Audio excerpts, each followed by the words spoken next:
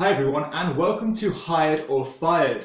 In this new feature I'll be giving in-depth systematic reviews to help you determine if a game is worthy of a space on your shelf or not. For this first episode I'll be looking at Through the Ages, which is currently ranked number 3 on Board Game Geek, so it's pretty highly regarded. The game takes about 60 minutes per player according to the box. It's from 2015 and is from Czech Games Edition. The game is a civilization building game and players win by gathering the most culture points. The player who has the most culture points at the end of the game is the winner. So let's take a look at what mechanics are involved in Through the Ages. Through the Ages contains a number of different mechanics, but the main driving force is going to be action point allowance, which is dictated by your choice of government. Throughout the game you're going to have several opportunities to upgrade your government in order to get more civil actions and military actions. Civil actions will allow you to draft new cards from the card row. They'll let you develop new technologies. They'll let you increase your population or play cards from your hand such as leaders or one-off benefits. They'll also let you move your workers around your tableau. And civil actions also dictate the number of cards you can hold in your hand. Military actions will let you build or upgrade new military units. They'll let you play aggression cards or start wars. They'll also allow you to start pacts with other players or even copy their war tactics. So to summarise, the key mechanics are essentially action point allowance, card drafting, hand management, tableau/engine building, and even a bit of take that in regards to the aggression cards. Through the Ages has a ton of strategy. You really have to be thinking at least a turn or two ahead in order to be efficient at this game. And being efficient and well balanced is pretty much the key to winning this game. Without a balance of military, culture, science and resources, you're really going to struggle. Every decision is important in this game. There are a number of different strategies that lie within the cards, and some of the ways that the cards synergize is truly impressive. For example, I could go on a strategy based on building theatres by recruiting J.S. Bach as my leader. Now, not only would he make my current theatres gain more culture points, but it would also make any future theatres cheaper to build and develop. You could also go for a military-based strategy and hope to gain your resources by attacking and destroying the buildings of other players. Now, leaders such as Genghis Khan and Winston Churchill are good for this strategy. For this reason, it's really important not to fall too far behind on the military tree, because if you do so, you're going to become very easy prey for the other players. But not only is Through the Ages a strategic game, there are also several tactical obstacles that you'll have to overcome throughout the duration of the game, such as responding to war and aggression cards, so you'll have to quickly bolster your military in order to fight off attackers. Or you may even find yourself a victim of the plague. Rats could come and eat all your stored food, or foreign spies could come and steal all your science points through the use of those event cards. In regards to the game's balance, there really are two ways of looking at it. So in one way, the game is perfectly balanced because everybody has the exact same starting position and everybody has equal opportunity to win the game. But that being said, experienced players are going to have a distinct advantage over new players because they're going to be aware of the potential strategies that lie within the cards. It can also be quite difficult to catch up with runaway leaders, and the game does really seem to punish those who fall behind on the military track, so I would always recommend to new players to at least keep up in that respect.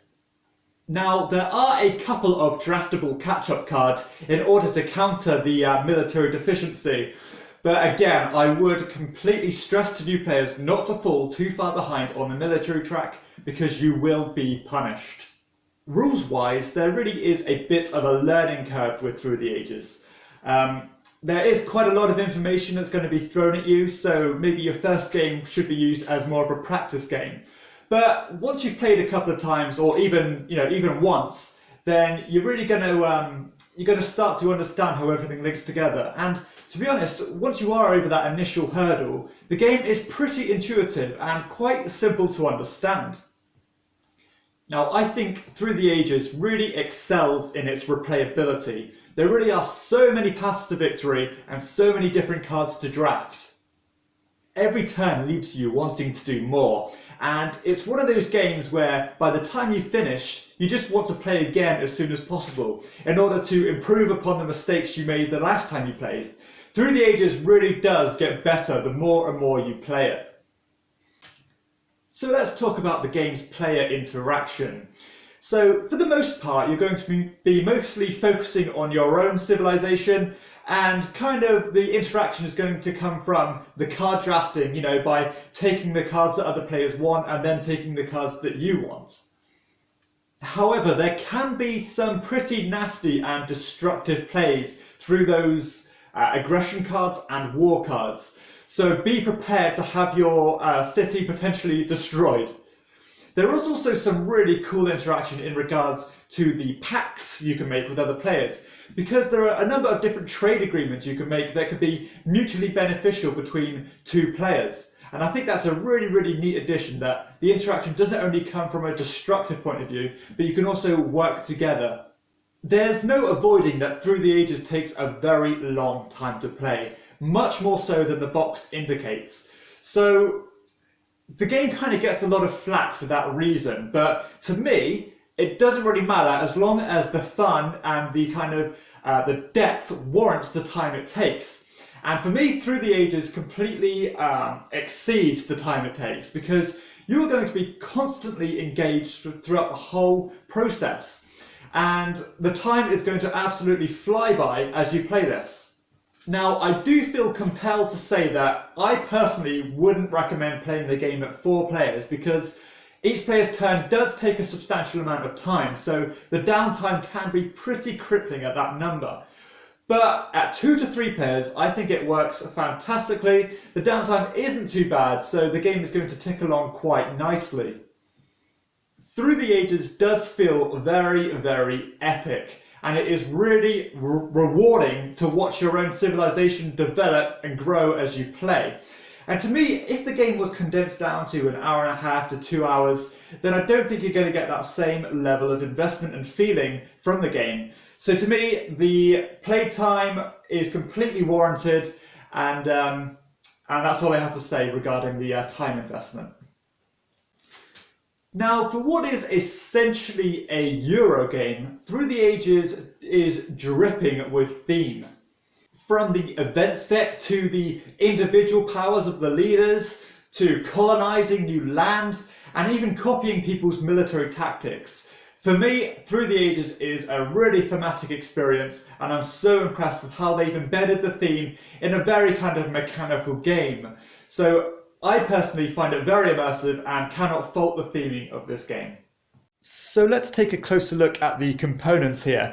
So you're going to get a number of these different boards which track your, this is your military points, you've got your science board here, and you've got the card drafting row here. So the cards are going to come and slide down as they get cheaper, as nobody buys them. These boards, they're pretty simple, they're functional, but and the quality is fine, but nothing to blow you away. The player aids are very, very good, useful for to track all the movements you can make and all the actions you can take. So I like the player aids. The player boards, I think these are really good actually, because you've got this sequence here that tells you the method you go throughout taking your turn. So I like that. You've got all your different starting features here. So you've got your military, you've got your food, your resources, your science, and your culture. So, and even your government. So these are cool because it looks like they're actually the cards. So I like these starting boards, or these player boards, sorry.